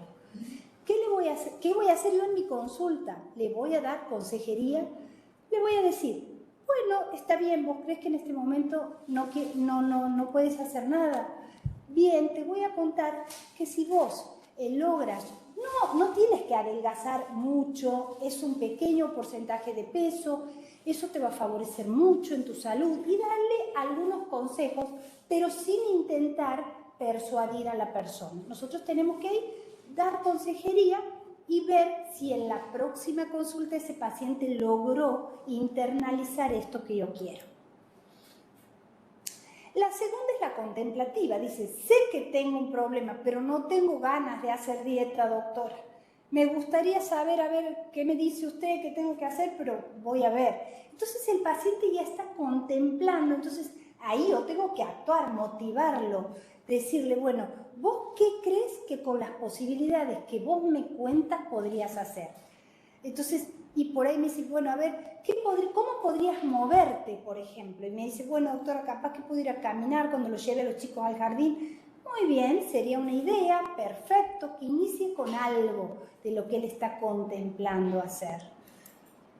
Y en la etapa de acción, el paciente ya logró algo, ya fue a caminar, llevó a los chicos a la escuela caminando, agregó una fruta en su día a día, pudo agregar verduras a ese guiso y no comer el fideo blanco. Entonces ya ha ido logrando cambios. Cuando ese paciente ha logrado algo, yo lo felicito como si se hubiese ganado el premio Nobel, ¿eh? Entonces le digo, Laurita, muy bien, has caminado 2 cuadras. Y lo mando feliz de que ha hecho eso. Porque si yo no lo motivo, esas 2 cuadras para él dice, che, pero es poco, 2 cuadras. El doctor me ha dicho 30 minutos y yo he hecho 2 cuadras. Lo que haya logrado lo tengo que tratar como éxito para esa persona y que después eso le vaya generando ganas de hacer más. Y el mantenimiento, que es lo que sabemos que la adherencia dura un tiempo y después cae, y que después hay que volver a retomar todas estas etapas de cambio, el mantenimiento va a depender del equipo de salud, va a depender de que yo lo controle cuando venga a la consulta y ponga, camina 2 cuadras, comió una fruta, y cuando vuelva, Julia, ¿comiste la fruta que venías comiendo? ¿Lograste sostener eso? Si yo me intereso por lo que el paciente está haciendo, él va a continuar con ese cambio porque va a decir, sí, le importa a la doctora que yo coma una fruta, o le importa a mi equipo de salud que yo come esa fruta. Si no le importa, no le doy bolilla, no lo registro, no lo tengo como un objetivo, puede ser que esa persona pierda esa motivación. Entonces, el cambio siempre es motivado por la discrepancia. Yo sí siento que eso es casi imposible de lograr, no lo voy a hacer ni empiezo. Pero si yo le digo, bueno, en vez de comer, ¿cuál es tu verdura preferida? Bueno, el tomate. Bueno, come tomate. Y le doy eso nada más, el paciente va a sentir que eso es posible. Pero si le digo, no, tenés que comer rúcula, tenés que comer esto, y cosas que a mí me gustan, pero al paciente no lo logra. Por eso fracasamos, por eso 6 de cada 10 personas tienen sobrepeso o obesidad en Argentina. Entonces, trabajemos pequeños cambios que van a generar resultados buenos. Entonces, cuando esa persona es exitosa, cuando ha logrado lo que deseamos como equipo, todos estamos contentos y no nos sentimos frustrados, porque la obesidad y el sobrepeso generan frustraciones en uno. Cuando uno va en una consulta y ve que el paciente no ha hecho nada, sale triste, porque dice, estoy fracasando yo como personal de salud, que no he logrado que el paciente haga nada. Así que, bueno, entonces acompañar al paciente en la etapa que él esté, sin tratar de convencerlo y haciendo que él diga cuándo va a cambiar y diga, bueno, yo voy a decir qué voy a hacer hoy, cómo voy a caminar, si voy a caminar o voy a hacer ejercicio sentado, si voy a ir a un gimnasio, si voy a ir a bailar tango. Yo voy a proponer como paciente lo que quiero, no que el equipo de salud me diga lo que tengo que hacer. Entonces vamos a decirle, Lauri, ¿qué querés hacer hoy de diferente para estar bien? Y él que propongo, yo no lo obligo. Bueno, espero que se haya comprendido. Cualquier pregunta nos hacen por chat. Y ahora vamos a ir con Lauri a contar un poquito algunas preguntas sobre qué relación tiene la alimentación con la diabetes. Eso, siempre nos preguntamos, ¿sí? ¿Por qué? ¿Qué tiene que comer una persona con diabetes? ¿Por qué tengo diabetes? ¿Sí? Y la alimentación tiene mucho que ver con nuestro tratamiento, porque vamos a adaptar, ¿sí?, qué vamos a comer, cuándo y cómo a nuestro tratamiento de diabetes, a la medicación que me dio la doctora, a la insulina que me dio la doctora. Entonces y también tenemos que trabajar en un descenso de peso acompañando este tratamiento. Entonces vamos a ir reduciendo las porciones, siempre teniendo en cuenta nuestro peso, nuestra contextura física, nuestra edad, ¿sí? Entonces, la persona con diabetes, como dijimos, tiene que pensar qué come, cuándo y cómo, ¿sí? ¿Y por qué? Porque tiene una falta, tiene un defecto en la acción de su insulina. La insulina que habíamos hablado en el encuentro anterior, que es la hormona que va a hacer que esa glucosa que viene del alimento entre a nuestra célula y nos dé la energía. Entonces, es lo mismo 1 kilo de pan que 1 kilo de verduras para nuestro cuerpo? No, no es lo mismo, ¿sí? Va a generar, nosotros le decimos índice glucémico de cada alimento, es el impacto que va a tener ese alimento en nuestro organismo, ¿sí? Entonces un pan blanco va a producir una gran cantidad, una mayor subida de azúcar en sangre, glucosa en sangre, glucemia, y no va a pasar lo mismo con las verduras. Entonces, esto súper revelador, ¿no? Pero ¿qué debe comer una persona con diabetes? Lo mismo que una persona sin diabetes, exactamente lo mismo si quiere ser saludable, si las personas que no tienen diabetes son saludables, obviamente, ¿sí? Entonces, ¿cuál es el problema? El problema es que, en realidad, cuando hay un problema de salud, cuando le decimos al paciente, usted tiene diabetes, recién el paciente, recién la persona piensa, ¿y entonces ahora qué como? ¿Sí? Porque antes no lo habíamos pensado, porque en teoría estábamos en una situación de salud, ¿sí? Entonces comíamos las milanesas con papas fritas, la gaseosa y lo demás, y no teníamos ningún problema de salud. Cuando tenemos un problema de salud, queremos conservar la salud y entonces le preguntamos al médico qué vamos a comer, ¿sí? Y es muy importante trabajar con la familia entera, no solamente con el paciente, ¿sí? Porque esa persona pertenece a un grupo social, a una familia, y no va a comer solo en un cuarto separado de los demás. Toda la familia debe comer lo mismo. Entonces, ¿qué es lo que vamos a ajustar más específicamente en diabetes? Vamos a ajustar lo que sean los azúcares, ¿sí? Los azúcares, como nosotros les llamamos refinados, que son de acción rápida, que rápidamente nos va a subir el azúcar en sangre. Vamos a fraccionar las comidas, las 4 principales tienen que estar sí o sí presentes, y si pasan muchas horas entre una comida y la otra, debe haber otra comida más, pueden ser de 4 a 6 porciones por día, y debemos incorporar fibra, que de esa forma nuestra absorción va a ser distinta y no va a tener tanto impacto en nuestro organismo. Entonces, ¿qué es lo que hablamos de la fibra? Que no va a ser lo mismo una naranja entera que la comamos con la parte blanca del ollejo cortada, que tomemos solamente el jugo de la fruta. Si tomamos el jugo de la fruta, tomamos solamente el azúcar. Entonces estos desayunos, cuando nos dicen light en esos bares, no son light si tienen un vaso de jugo de azúcar, ¿sí? Porque eso directamente provoca un subidón de azúcar tremendo, rápido, ¿sí? Y tremendo. No es lo mismo comer una polenta con queso que una polenta que le agreguemos verduras. No va a ser lo mismo un arroz con huevo que un arroz que le agreguemos verduras, y sí puede estar el huevo, pero va a reducir la absorción de ese azúcar que está en el almidón del arroz, y nuestro cuerpo no lo va a sentir ni lo va a sufrir tanto porque nosotros tenemos diabetes, ¿bien? Entonces, ahora hablemos del alcohol. El alcohol produce un descenso de glucosa en el cuerpo, ¿sí? Entonces, tenemos que concientizar a nuestros pacientes que puede provocar lo que llamamos hipoglucemia, que es un bajón de azúcar, un azúcar menos de 70, y también que hay bebidas azucaradas, alcohólicas, que contienen azúcar, que aparte pueden provocarnos mayor dificultad. Sal y diabetes, ¿sí? También los pacientes siempre nos preguntan, ¿y doctora, puedo comer con sal? La sal no tiene un efecto directo sobre la glucosa, no lo tiene. Pero ¿qué pasa? El 50% de los pacientes que tienen diabetes tienen hipertensión arterial, y los que no lo tienen la van a desarrollar a lo largo de su vida. Entonces tenemos que dar como consejería a los pacientes evitar las comidas hipersaladas, los embutidos, los snacks, ¿sí?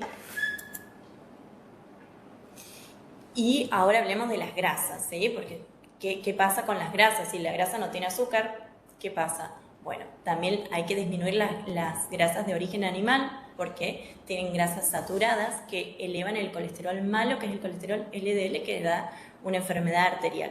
Y también aquellas grasas hidrogenadas que vienen de todo lo que sería repostería, industrializados, las mantecas, ¿sí? Que la manteca dice, pero es de origen vegetal, doctora, nos dice. Y sí, pero tiene una grasa saturada que también nos hace igual de mal que la piel de pollo. Exacto. ¿Sí? ¿Y debemos eliminar todas las grasas? No, las grasas son saludables para producir hormonas, vitaminas, estructuras celulares, ¿sí? Pero tenemos que elegir las que son de buena calidad o saludables. ¿Cuáles? Las que, por ejemplo, En Santiago no podemos decir que coma salmón, porque estamos muy lejos del mar, es costosísimo y no lo conseguimos, pero sí podemos conseguir pescados enlatados como el jurel, la caballa, el atún, siempre y cuando sean natural, no al aceite, ¿sí? Aceites como los de oliva y, bueno, en este caso aceitunas y palta, ¿sí? Siempre cuidando las porciones. Los frutos secos que no hemos puesto. Frutos secos también nos olvidamos, ¿sí? Y también nos preguntan, ¿no? Porque por ahí nos dicen, no, yo doctora me cuido un montón, yo no como carne, ¿sí?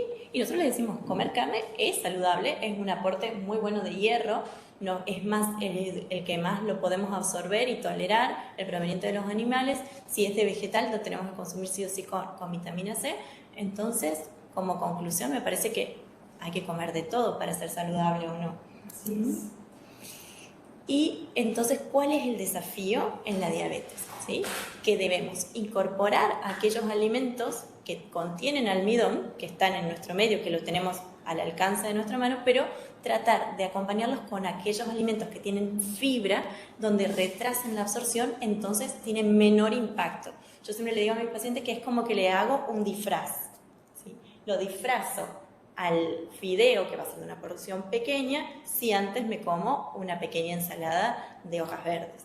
Lo disfrazo al pan que tiene mi sándwich si le pongo tomate, lechuga, pepino, apio, ¿sí? Otras verduras. Huevo. Exacto, y lo disfrazo, entonces nuestro cuerpo no repercute tanto ese azúcar de ese almidón.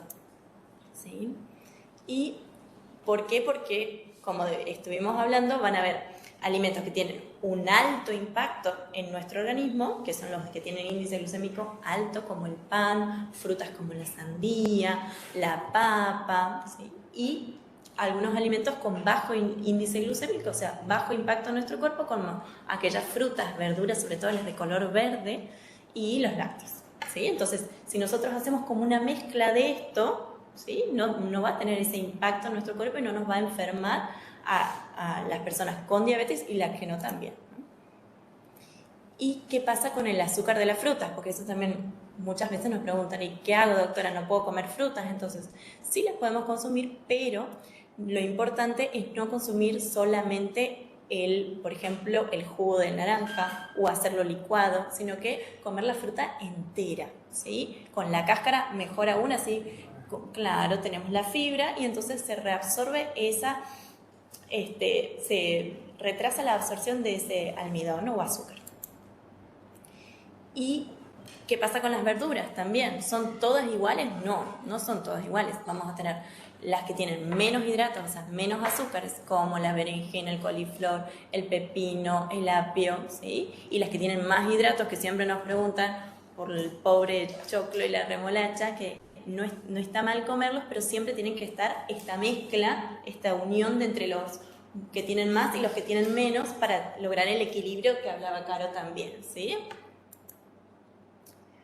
Bien. ¿Y cómo los incluimos en la mesa familiar? Porque uno no puede poner acá una cosa, acá otra. ¿Qué platos podemos hacer? Bueno, podemos hacer unos canelones de verdura, no vamos a comernos 6 canelones, con 2 canelones es suficiente, no hay ninguna restricción con la salsa tiene tomate, mientras que no lo hagamos frita y que le pongamos un aceite de buena calidad, va a ser saludable esa salsa, le vamos a agregar verduras verdes, podemos hacer alguna verdura rellena, que le podemos poner unas cucharadas de arroz si queremos, unos omelets con verduras, ¿sí? Y salteados de verduras, ¿sí? Pastas con verduras, ¿sí? Siempre volvemos al plato saludable, el plato de Harvard, que lo conocemos todos, que ya lo nombramos varias veces, me parece, donde siempre hablamos de que la mitad del plato sean verduras, ¿sí? Frescas o cocidas, que en la otra mitad, eso también, por ahí los pacientes nos preguntan, no les preguntan que todo tiene que ser hervido. Y no tenemos un problema digestivo con la diabetes. No tiene que ser todo hervido. Claro, lo podemos. Las verduras las comen hervidas. Claro, las podemos comer crudas y es súper saludable y no nos hace mal. Y en la otra mitad del plato tenemos en un cuarto del plato las carnes y en el otro cuarto los almidones que estuvimos hablando, que pueden provenir de los que sean pastas y demás, ¿sí? Entonces, un ejemplo de plato Y no nos olvidemos de los 8 vasos de agua por día y las 2 o 3 porciones de fruta entera, como está la manzana entera con la cáscara, la actividad física, ¿sí? Y el consumo reducido de sal. Los otros ejemplos de desayuno y merienda, porque siempre hablamos de desayuno y merienda y piensa, pero si doctora me está diciendo que tengo que reducir el pan, ¿qué desayuno, qué meriendo? Podemos reducirlo, podemos agregar frutas, no estamos acostumbrados, pero podemos probar, ¿sí? Podemos probar cortar una manzana, hacer una tostada, ponerle un huevo, ¿sí? Son 2 minutos que nos toman y nos estamos cuidando, ¿sí? Es algo que estamos haciendo para nosotros, así que... Y como mensaje final, entonces, las personas con diabetes no tienen absolutamente nada prohibido, solo deben conocer las porciones, ¿sí? Gracias. Así que, muchas gracias. Así es. ¿Hay alguna Sí. El arroz blanco, y entiendo que debe haber puesto el arroz integral, tiene la misma cantidad de hidratos de carbono. Muy bien. ¿Qué pasa con el integral? Dice otra. O sea, si uno tuviera que elegir, si yo puedo comprar el arroz integral, el arroz integral es mejor porque tiene la fibra completa y tiene, como les contaba Laura, lo que es el índice glucémico. El índice glucémico menor que un arroz blanco. Pero a veces es más difícil que les guste el arroz integral o más difícil incorporarlo a la mesa familiar, que es lo que Laura les habló. Tenemos que tratar de que la mesa sea igual para todos y que todos aprendamos a comer lo mismo. Entonces, capaz que un arroz blanco, si uno puede, que tiene que ser el que no se pase, para que no sea muy blandito, que sea más durito, y como les dijo Laura, acompañarlo con las verduras. Entonces, un arroz que no se pase, que o si uno lo come caliente en un guiso, con mucha verdura. Y si lo come frío, mejor todavía, porque ahí le baja más el índice glucémico al arroz. Entonces, si yo quiero hacer una ensalada con un poquito de arroz, con verduras, con atún, con aceitunas, también es mejor que el arroz caliente. No sé si quieren agregar. Lo mismo pasa con la papa. Con La la pasta y las pastas. Como los italianos que las comen como un poquito duritas. Al dente, que decir como que sentimos que crujen, la sentimos duritas en nuestra boca. Eso es importante. Y como dice, ni muy caliente, más templadita la comida, que sea al dente, y fundamentalmente en el tema de las pastas que sean cortas, sino largas. Entonces ya vamos sumando integrales versus harina blanca, cortas versus largas, tibias versus caliente, ¿sí? Todos esos cambios que uno puede ir generando, ponerle verduras, empezar a incorporar no solamente la salsa tradicional, sino otras formas de cocinarlas, para que toda la familia también a ver si le gusta y se vaya haciendo el hábito y le vamos haciendo una alimentación más saludable. Aquí preguntan, ¿las tostadas y pan francés se pueden sumar a la alimentación? Todos creen, a ver, Lo que sea tostado, como dijimos, la diabetes no es un problema digestivo, ¿sí? Entonces, tostar algo no tiene mejoría en su diabetes. no, porque tiene la misma cantidad de harina. El tostado lo único que saca es el agua que tiene ese alimento.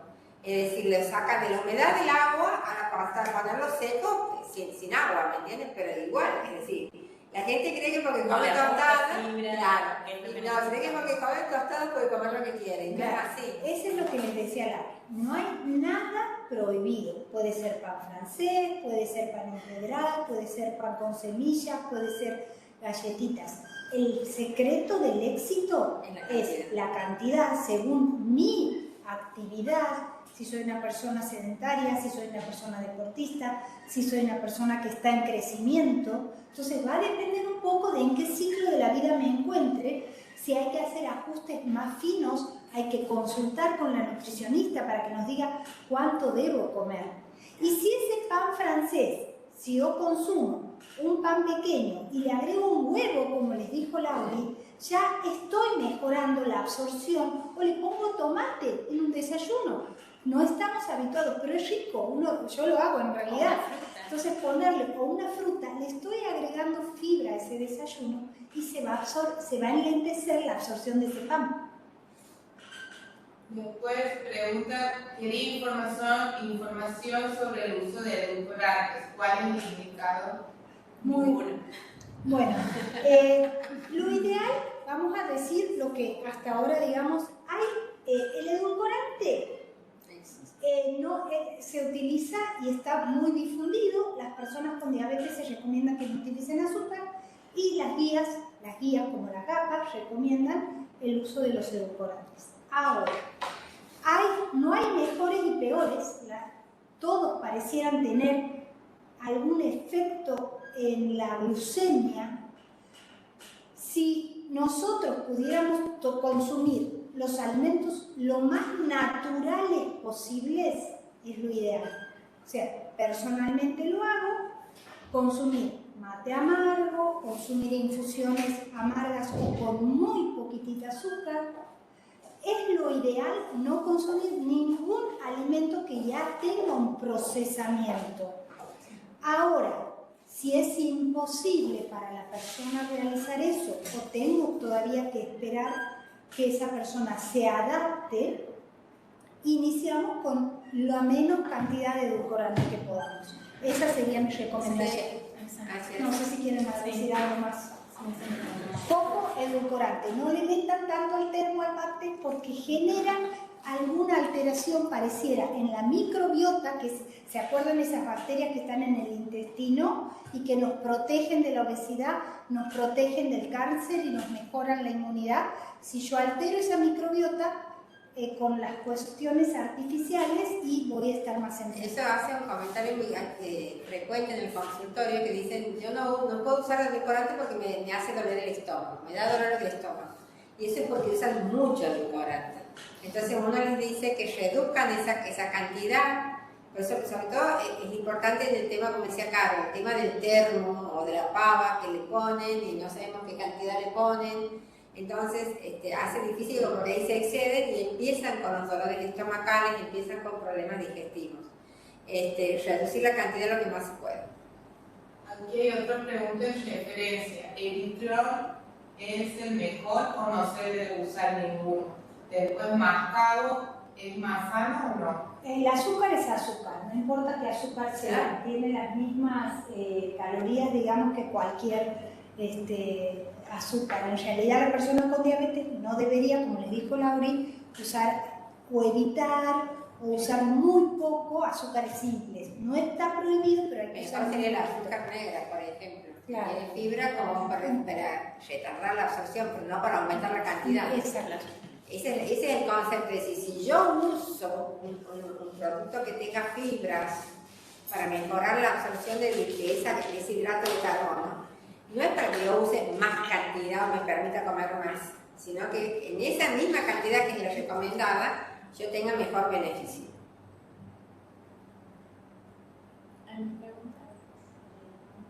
No, toda en referencia al uso de edulcorantes y La miel. Sí, es un tema nuevo. La miel. Pregunta. Eso de la miel. La miel tiene fructosa. La fructosa genera un índice glucémico alto. Creo que Lauri lo puso ahí en los dibujitos. El índice Se transforma en glucosa. Se transforma en glucosa. Como les vuelvo a repetir, no hay nada prohibido, pero el tema es la cantidad. No puedo usar la miel como si fuera un alimento súper saludable y que puedo usar la cantidad que quiera. Tampoco es así. No. Entonces, si yo utilizo miel, tiene que ser muy pequeña cantidad. Después preguntan sobre el azúcar light. El azúcar light tiene edulcorante y azúcar. Tiene los dos componentes. Entonces, 50 y 50. Hay que tener cuidado porque el paciente piensa que no tiene azúcar y le pone mucho de ese azúcar light y se termina, por eso a veces le sube la glucosa cuando dice, doctor, pero yo sí tomo el azúcar light, y a veces tiene que ver con esto, que ese azúcar light tiene azúcar común y edulcorante. Así que... Por eso, por ahí es importante que no hemos tenido tiempo ni era aprender a leer las etiquetas. Sí. Porque uno va viendo, entonces en este caso, pero si es azúcar light, ¿no? Pero el light no quiere decir que no tiene, sino que tiene reducida cantidad. Y si yo uso mucho de eso, se transforma ya en azúcar. En azúcar. ¿Hay diferencia entre pescado de río y pescado de mar? En realidad, nosotros los argentinos sí hay diferencia, como no sé si Laura lo comentó, pero los pescados que tienen mayor omega, que tienen más omega, son los de aguas profundas. Entonces, si el pescado de mar tiene mayor ácidos grasos buenos, pero el problema es que no comemos pescado, ni de río ni de mar, es poco el consumo. Y en Santiago está el hábito también de comer mucho el pescado nuestro, el bagre o cualquiera de esos pescados que son pescados de poca profundidad, que llamamos nosotros los barreros, los rastreros, porque ellos con la panza van en el fondo del agua, ¿me entiendes? Por eso son fáciles de adquirirlos, y van haciendo ese colchón de grasa. Entonces cuando tienen que comer pescado, dicen, pero yo no tengo plata para comprarme las latas, para comprarme, bueno, Es una carne. Usen, a ver, sáquenle las espinas, pero usen la parte que está más alejada de la grasa esa y de la piel, ¿sí? Y hacerlo de una forma, no hagan una sopa de pescado, porque también está el hábito cultural nuestro de la sopa de bagre y todas esas cosas, no, eso es totalmente nocivo. Es más dañino, pero sí usarlo a la parrilla. Desgrasarlo. O sea, no, es una proteína el pescado. Claro. Entonces, si uno debiera elegir, son pescados que por ahí nosotros no tenemos tanto acceso. Como le dijo Laura, el salmón o el lenguado son pescados más caros y que no tenemos, no vivimos cerca del mar. Entonces es más difícil el acceso a ese tipo de pescados que son más saludables. Y equilibrarlo, si no comer el pescado a la parrilla, con una buena ensalada de hojas verdes, Claro, que tengan verde todo. va compensando ahí. ¿Sí? Bueno, muchas gracias a todos por su participación. Vuelvo a decirles, van a tener los videos, van a tener las charlas también a disposición de ustedes y para seguir haciendo consultas. Y todo el material se les va a ir dando en sus correos, que no llenen, en los correos. Sí. Bueno, nos vemos el jueves que viene. Ya va el último encuentro virtual. Los esperamos a todos y muchas gracias por participar.